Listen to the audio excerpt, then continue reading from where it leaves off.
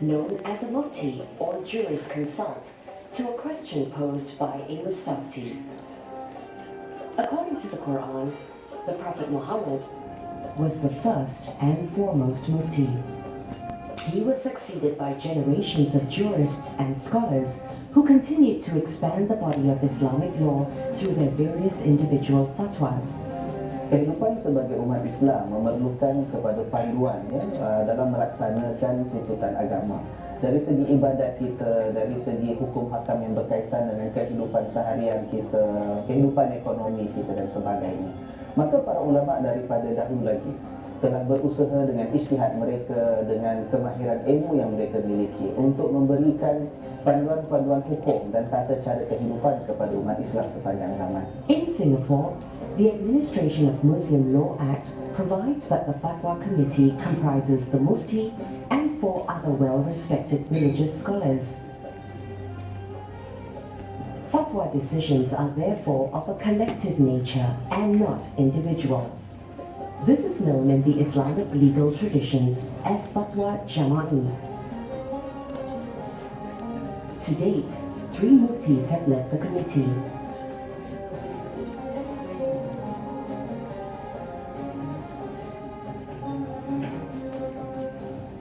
Against the backdrop of a newly independent state confronted with many uncertainties, the fledgling Fatwa Committee had to establish itself as a credible source of religious guidance for the Singapore Muslim community. Most questions in this period were on basic matters of rituals and creed, but also included contentious and more challenging ones, such as the determination of the beginning and end of Ramadan, traditionally done through sighting of the crescent moon. Pada awal tahun 1974, Datang Kuasa Fatwa Muis telah berbincang dan memutuskan bahawa penentuan awal Ramadan dan Syawal boleh dibuat dengan cara hisab syar'i di samping tidak menepikan ru'yah sebagai angka. Dasar hukum bagi keputusan fatwa ini antara lain ialah kaedah yang diguna pakai dalam ilmu fiqh mazhab Syafi'i, yaitu idza tafaqa ahlul hisab wa kana muqaddimat muqattiyah ruddat ash-shahadah. Wider regional recognition on the use of hisab would develop later.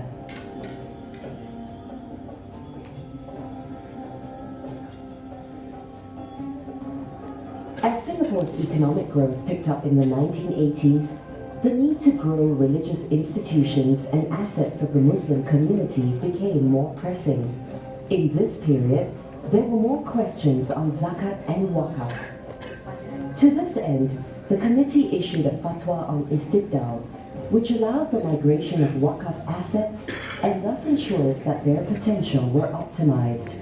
Singapore had also begun building its reputation as a hub for science and technology. Many issues of a scientific nature were raised. For example, in 1983, the Fatwa Committee was asked on in vitro fertilization, or IVF, making it one of the earliest fatwa bodies internationally to explain the matter. As the number of fatwas issued by the Fatwa Committee increased, the first compilation, called the Kumpulan Fatwa, was published in 1987.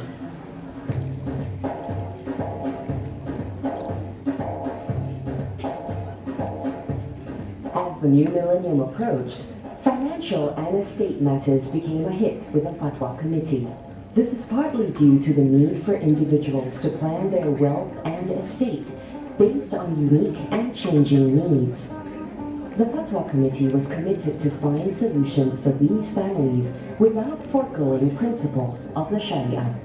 One of its suggestions was the equal distribution of the estate between beneficiaries, in accordance with the wishes of the deceased, if consented to by all beneficiaries. In doing so, the Fatwa Committee widened the understanding of inheritance beyond just fara'id. At the same time, more developments unfolded in the biosciences and reproductive science. In 1997, the cloning of Dolly the sheep stole the headlines. The question of Islam's position on cloning was raised. The Fatwa Committee recognized that this was a complex matter. Experts were consulted. The Fatwa Committee considered both religious and ethical aspects and concluded that only qualified therapeutic cloning could be permitted. Hands on, the Fatwa Committee engages medical experts to solicit their views on various issues, such as the Advanced Medical Directive, euthanasia, and abortion.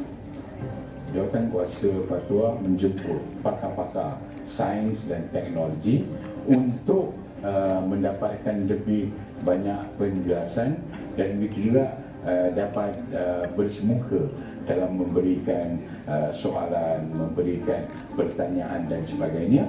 Dengan itu, Jawatan Kuasa Fatwa akan dapat lebih maklumat, lebih mengetahui sebelum mereka membuat sesuatu keputusan.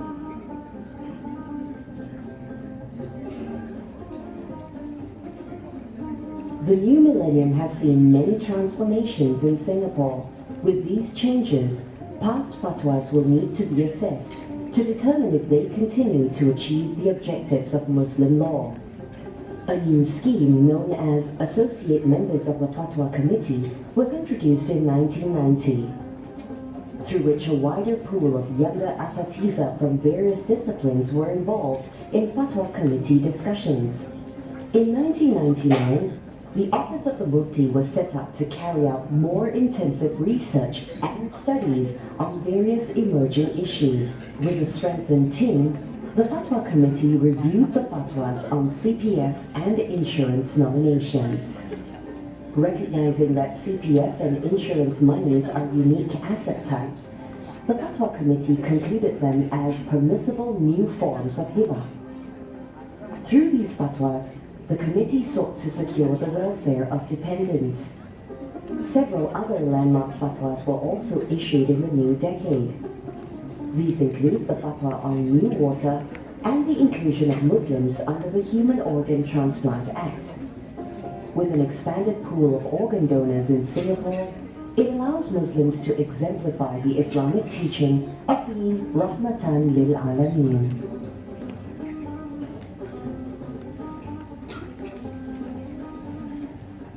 The development of the Fatwa institution in its history in Singapore is a testimony to the hard work and progressive thinking of its leaders and members over the years. Towards developing progressive religious scholars, Muis conducted programs with asatiza and pre-university students in local madrasas. The progress in Fatwa is also shared with members of the Muslim public through seminars and conferences, as well as with practitioners and Muslim scholars at regional and international levels. Fatwa yang berwibawa itu, yang berkredibiliti, ialah fatwa yang mengambil kira perkembangan ilmu yang wujud dalam bidang-bidang yang hendak diperkatakan. Institusi fatwa yang berwibawa harus memahami bahawa bukan semata-mata peranan mereka, kewajipan mereka untuk memelihara keutuhan beragama, tetapi juga sama penting ialah untuk membawa masyarakat maju ke hadapan.